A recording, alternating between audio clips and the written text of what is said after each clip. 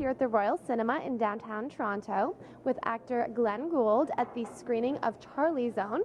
How does it feel to be here at the Royal tonight? It feels great. It feels great. It's the energy is exciting. There's people starting to roll in here. Here's the director here, Mike MELSKI, just walked in the door, and it's exciting.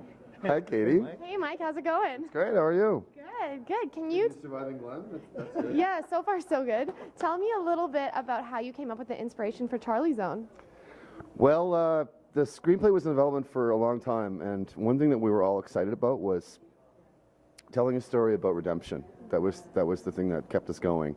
Is we want to tell a story of these two people who were quite lost, but managed to find each other and through an ordeal across a city, and the city is Halifax, but it's so interesting that people in Toronto, we've screened here twice before at festivals and had a great response, sellout houses, and Vancouver, wherever we go, audiences recognize that there's a Charlie Zone in their city, and that's really interesting. Like Vancouver's like, that's just like here, and Toronto's like, that's just like here, and other cities that we've been to, same thing. So it's awesome to have that inspiration carry over.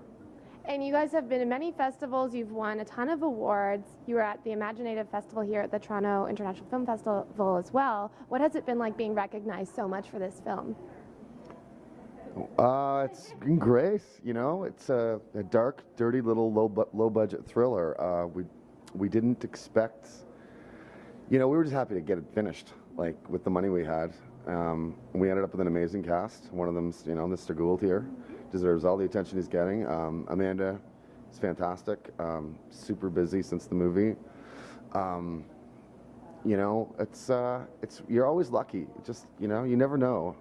The critical response here in Toronto has been really good, and audience reactions have been fantastic. So we're very happy. And how has it been for you to be recognized so much, Glen? It's been great. It's been awesome. You work so hard in your career for years and years to just get the recognition. So it's nice to finally win a couple of awards and have a great audience response and just to please the audiences. Great. Yeah. And tell me a little bit about what it was like shooting in Halifax. Well, we had a great crew, and Halifax, is a lot of very talented crew members are there, and they usually get a lot of work on large budget American films or TV that tend to shoot there. And they all kind of gathered around the idea that we were going to tell us one of our stories, shoot Halifax for Halifax, and tell a real balls to the wall, dramatic thriller set in our city, and that excited everybody, and it got us through some very tough days. I mean, we had 1.23 million, and that's not very much. I mean, that's like a publicity budget for even an indie in the U.S. So their low budgets start at like 15 million. So we were indie or an Indian? Indie.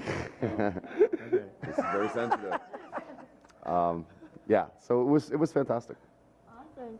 And do you guys expect to work together again in the future? I hope so. I hope so, absolutely. It's. I don't know where my creative life will lead me, but I've been very emphatic about how amazing Glen is in the film, and to all my peers, all my other filmmaker friends, and this guy deserves a ton of work. Like, he broke ribs for this movie. Yeah, I was going to ask, you did so many fight scenes in this movie. How did that go? What was the process like choreographing it?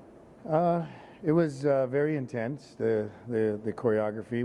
We got together in a small space with some mats and some Muay Thai fighters, and stunt coordinators. So that was there was a lot of choreography. I mean, the opening fight sequence, I think it ran 22 minutes from start to end, and Mike worked my butt off for that night, and it was really, really tiring. I went home for the weekend to Sydney to visit my grandmother, and I had two fat lips, and I think both of my cheekbones were a little bruised, and same with the other guy. And so there were some punches that actually connected in that, and but I did actually have some cracked ribs there during the second fight scene from an isolated incident, we'll say, and and it was, you know, but I did it anyway.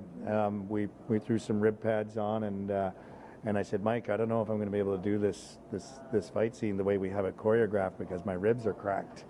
And he said, just try it, come on. And I said, okay, and we did it. We did it the way it was choreographed, and it worked out fine. And Which one was that?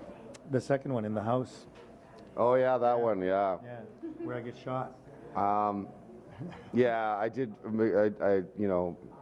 I did keep it down to like 2 or 3 takes on 2 or 3 shots set up. So, yeah, I mean, you know, I remember during the opening fight, Glenn came up to me after like take 6, and said, and he was like covered in gravel and blood, fake blood. I couldn't know what fake blood or real blood at that point. He says, "I was this dude." He's like, "Do you really need another one?" And I said, "Yeah, Glenn." I said, "We're gotta go in close. We're gonna do a handheld." He's like, "Okay." He said, "Just have mercy on me, man." It was, you know, but that was the spirit we all had. It's just, you know, keep fighting. And just before we get off this, tell her who your Glenn's trainer for the fight scenes. He developed a relationship with Ricky Papas. Ricky Papa. Papa. Yeah, Ricky who Papa. trained Russell Crowe for his fight scenes in Cinderella Man. So we had that great connection, and so when Glenn's throwing those punches, you know, he had a world-class boxing teacher. So.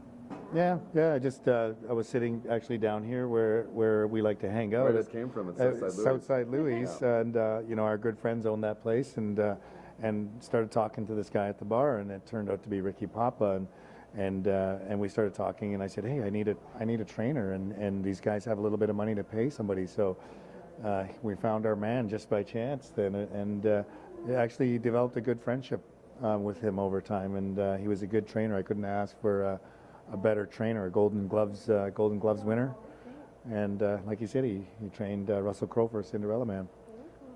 And for those who may not know, where's the best place to check out Charlie Zone and find it online? Online, Katie? We're not even talking about that. We actually found a couple of bootleg sites that were up, and we pulled them down. Just to find out more information. Like, Okay. Oh, not to download it. thank you. Okay. Can tell I'm very he's sensitive about India, and I'm sensitive about this. Okay. You can go to charliezonethemovie.com, which is our website. Join the Charlie Zone Facebook page. Charlie Zone the Film, at Charlie Zone Film is our Twitter handle. You know, yeah, I mean, there are a lot of people tweeting about it, a lot of people, you know, social media blasting about it, and you know, we have some nice news about, you know, our you know, DVD pay VOD release coming up, and we can't say that yet, but we hope everyone will come to the theater if you're in Halifax, Toronto, or Sydney this week, and join us and see it on the big screen the way it was meant to be. Awesome, great. Thank you so much. Congratulations on all of the success with the film, and best of luck. Thank you. Thanks so much, Katie. Thanks, guys. I'm Katie Uhlmann reporting for Katie Chats here at the Royal Cinema in downtown Toronto.